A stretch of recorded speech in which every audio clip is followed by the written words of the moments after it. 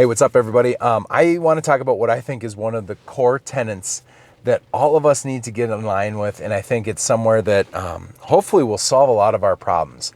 I think a lot of our how is it possible that we have all of these little socialists running around, all these children, all these young people, all these millennials and below that think that socialism is acceptable? If you didn't know this, socialism leads to communism in almost every sense. While Bernie Sanders and AOC and all of these folks talk about democratic socialism, if we were to implement socialism here in the United States, we would not get democratic socialism. Why? Because we have way too much power at stake. Now, socialism, mind you, is where the state takes over the means of production.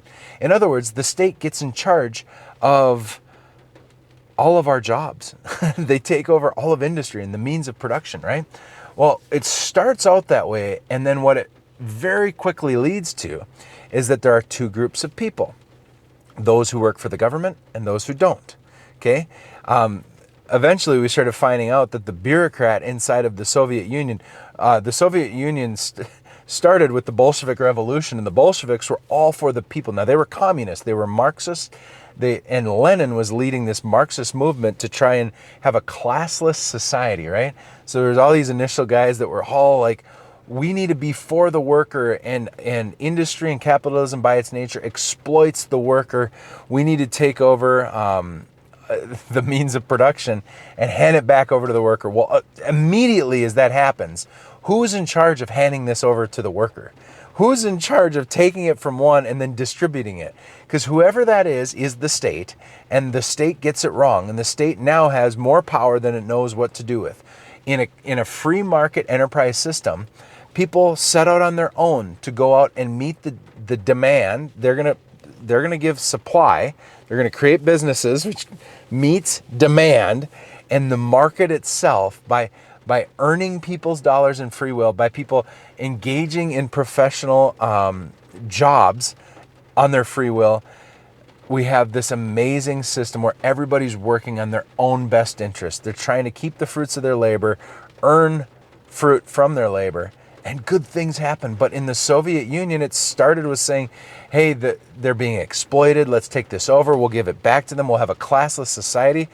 And all of a sudden, the two groups of people, there's one with power and one without. One is in the state and in charge of handing everything out, right? And that's the ultimate problem with socialism. Socialism really comes down to, it creates this group of people who want power, and then all of us, we pursue our own best interests. And when we can see that, boy, if we get a government job and we become part of the nomenclatura, the insiders, if that's where all the best jobs, money, and power and safety is, well, let's go get a job there. So now all of us gravitate towards that. A couple of things happen. First of all, it's non-productive work, because you're not actually adding value in the economy when you're in charge of deciding what we're going to do in the economy. You're like another layer of bureaucracy is what it is. So not only is it non-productive, but it's super seductive power. And ultimately that power creates a vacuum where evil people get in power. So Trotsky and Stalin were two people that were part of the original Bolshevik Revolution. Trotsky was much more compassionate and charismatic, and was very much about the Leninist and Marxist movements. Like, they really were about communism in its best form, like the way all of you little commies think right now. That was Trotsky. And what happened was after Lenin died, Trotsky had too much influence, and Stalin was in charge of placing bureaucrats. And because Stalin was in charge of placing bureaucrats, he immediately started to replace all of the revolutionaries with people who got there not because they were part of the revolution, but because they got connected to Stalin. So Stalin fills the ranks of the party with people that owe it to him. And basically they were Stalinite. Like, they were people that were just all in for Stalin. They owed their financial success, because boy, is it good being part of the government when you have a socialist system. Those are the best. Those jobs are so much better than every other job. It's not even funny, because you get to protect your own. You're in charge of everything. And eventually what happened was he started killing and offing everybody that was part of the Bolshevik Revolution. It came down to it where it was kind of Trotsky and Stalin. And Stalin knew that it was about power. And he is the forceful inevitability. Socialism leads to communism. Communism leads to two classes, the insider government nomenclatura group and the non-government group. And while these people are over here making plans and doing everything, the other people are just like, will you please remember to keep giving me money and food? Because if you forget, I'm dead. Meanwhile, they're getting fat, right? It's why Maduro in Venezuela is fat and everybody else is dying. But Stalin comes along, and Stalin knew that the number one thing he wanted was power. He didn't want anyone else to get the power. He saw it, he obtained it, and he kept it for himself, man. And then what happened inside of that is we had a group of people, a whole country geared towards becoming part of the party and becoming part of the insiders so that they could actually just enjoy life. And that will be the inevitable end. We already see it in a way. Like, we already know that if you work for the government, you get the best benefits out there.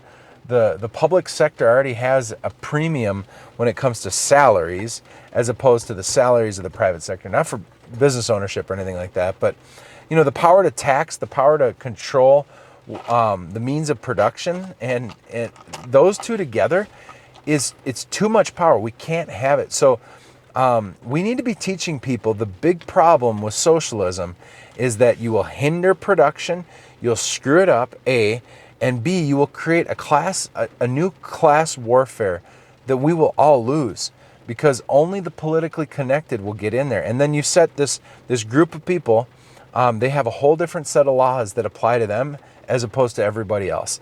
You'll see, we already kind of see it now. If you're in the government, you're connected politically. Look at what happened during COVID. There's entire sectors and industries, because they had crony insider relationships, that they had a different set of laws. Look at how the mayor or the governor of Michigan, her husband was asking for favors, putting his boat in, compared to what everybody else wasn't allowed to do any of that. They go up to their lake home, do to thee, but not to me, right? Laws for thee and not to me. That's not just the, haha, isn't that a Democrat way? That's the socialist way. And Republicans, you better get this figured out. You better start getting clear on your messaging, because when you read that Green New Deal, you read what AOC, you read what the most vocal groups out there right now that want to reframe our entire society, what they're trying to do is they're trying to move us towards, we're going to make an equitable outcome. That's Marxism. It's just like a classless society where the proletariat and it's no different than what the Soviets did. And what it creates is a terrible outcome. It creates famines, surpluses, inflation, and then a terrible, terrible system with no opportunity economically. It destroys incentives. It's the party of greed, because what happens is you have to hoard. You just take care of yourself. It's a dirty, ugly thing, and I hope that we don't get towards it. But good luck with everything you do. This is Liberty Scheme. I'm trying to share ideas and explain what it means to be a non-liberal and why I think this is worth voting for.